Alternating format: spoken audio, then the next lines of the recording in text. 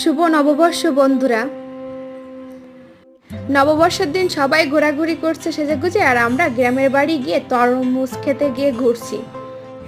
চারিদিকে শুধু সবুজ আর সবুজ, আহা কি প্রশান্তি! দেখুন কি সুন্দর তরমুজ হয়েছে, মাঠকে মাঠ, হাজারো মানুষের স্বপ্ন এখানে বুনেছে।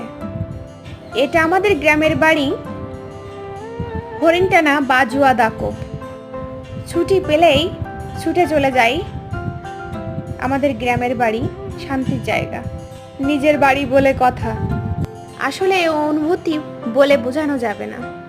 সবুজের প্রান্তরে গেলে মনটা ছুঁয়ে যায়। দক্ষিণ অঞ্চলের ভিতরে খুলনার দাকপের বাজুয়ার তরমুজ খুব বিখ্যাত। দাকপ উপজেলার তরমুজ খুব সুমিষ্ট ও সুস্বাদু। সময় পেলে সবাই একটু